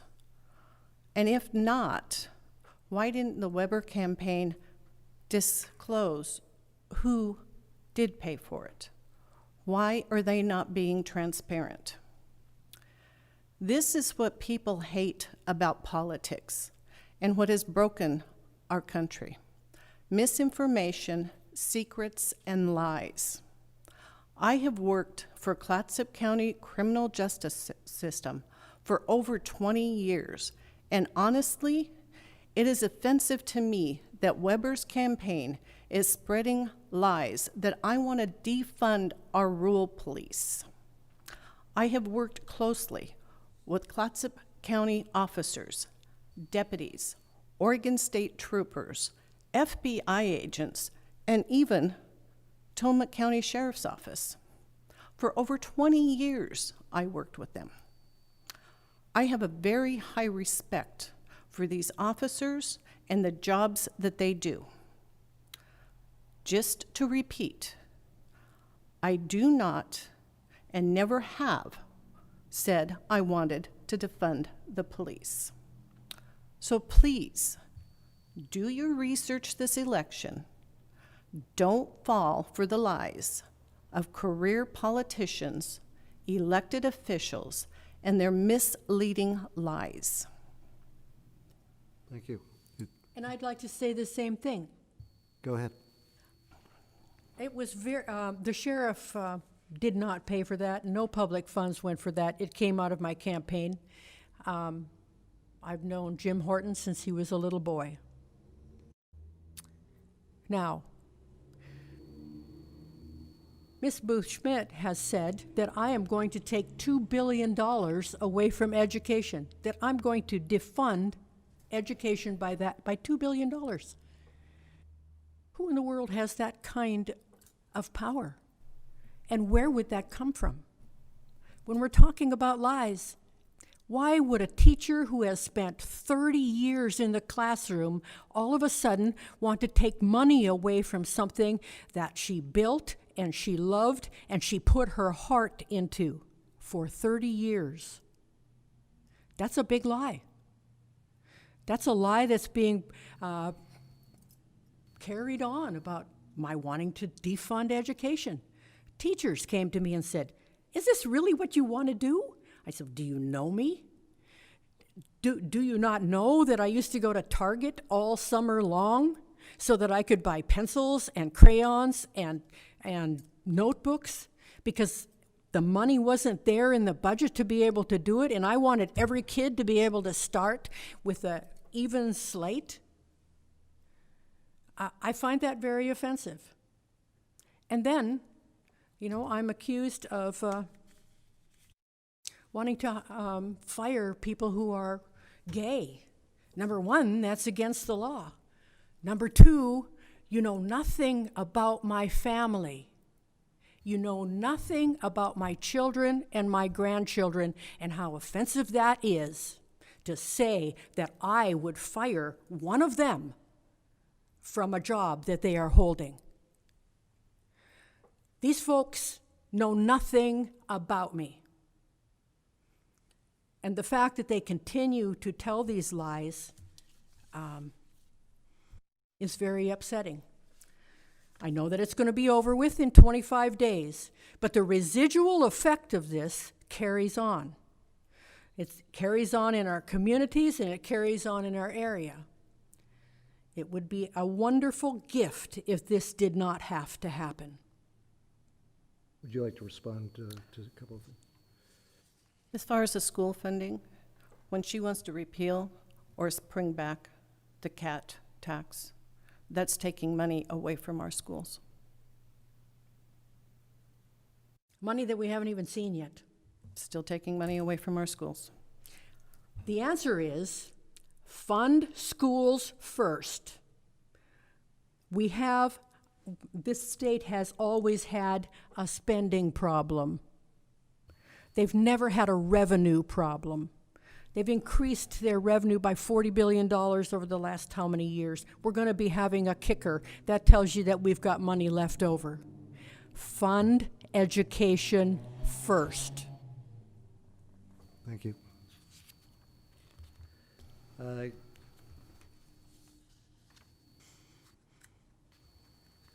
Along the same lines, Ms. Weber, you've talked about Portland values leading to negative consequences on the coast. What do you say to transplants and retirees who come to the coast, Clatsop County, Tillamook County, and may bring a more urban experience with them? Is that how is that compatible with the local vision that you've been talking about? Well, I think that people coming here and living here and bringing their life experience can only enhance this area. We have a high number of retired people, and the retired people that I know that have come here have done a great deal of good for our community. They've brought a wide perspective. They've brought their volunteerism. They've come here and they're not working anymore, and they've brought that spirit of giving back in our food banks and in our care facilities.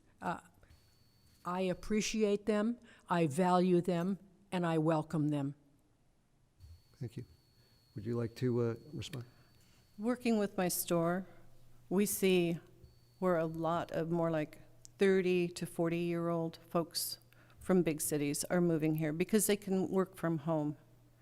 And I think that just enhances our community, is bringing new ideas into our community, new life.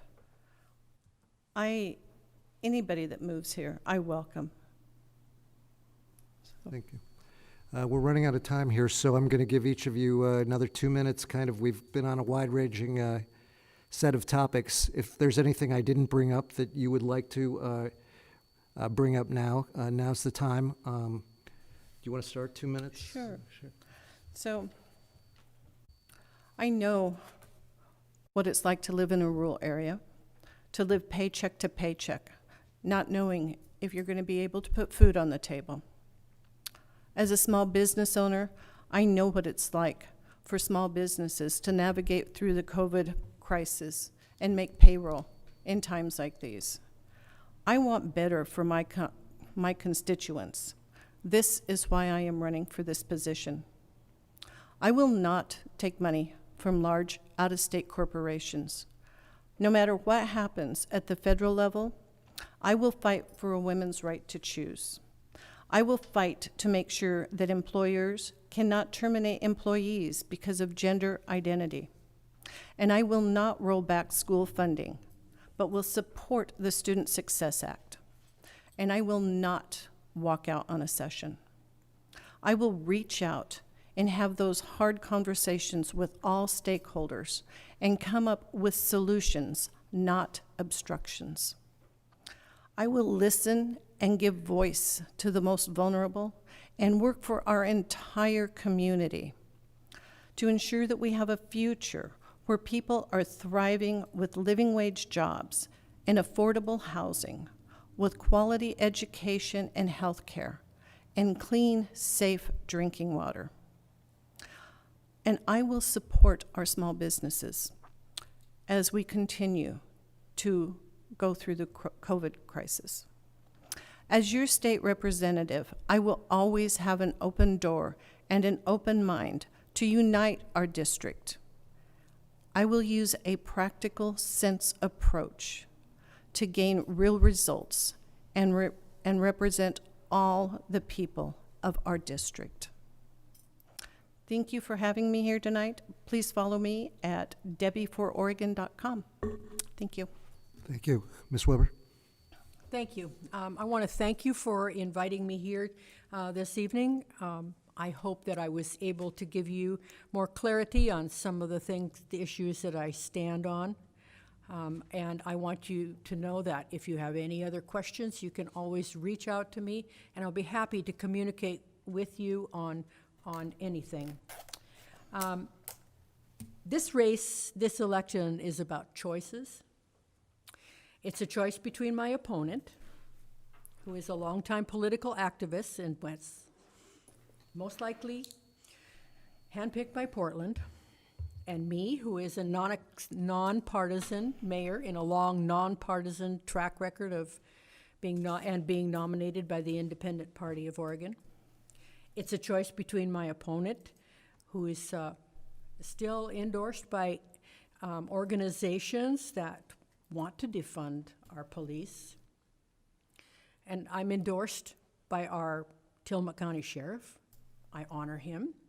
The Oregon Coalition of Police and Sheriffs, the Oregon Chiefs of Police Association, and I'm also endorsed by the Sheriffs of Oregon. The choice is between my opponent, who calls that $2 billion tax increase on small businesses a great start, and me, who believes that we need to fully fund education without drowning our small businesses in taxes. We need to fully fund education first. The choice is stark. I believe that there's already too many partisan activists in Salem. Portland is sending enough there, and we don't need to send one more. I have been a long-standing, nonpartisan leader. I will bring a strong voice and common sense to Salem. Thank you for letting me be here this evening. Thank you. I think, Can I say something? did you want to add it? Yeah, go ahead. I am not a longtime political activist, and I am not endorsed by anybody that wants to defund the police. Thank you. Ladies, we are at our night's end. Thank you very much. Suzanne Weber, Debbie Booth-Schmidt, candidates for House District 32. Thank you to the American Association of University Women, Seaside Chapter, for putting this on tonight with us. To John Rail of the City of Seaside for his technical help and guidance. And to all the folks out there watching, thank you. Visit us at the Seaside Signal, seasidesignal.com, and we'll see what happens. Thank you. Thank you, ladies, for joining tonight. It's nice to see your voices at the table, of course, as a advocate for that. What I do want to say to everybody watching tonight is that please vote, especially for women. This is our 100th year anniversary of being able to vote. Our ballots should be going out by October 14th, and the last day to register is October 13th. So make sure that you receive your ballots. If you have moved, make sure to go online and check to see that you will receive your ballot at your new home. But again, please vote. Thank you. Thank you.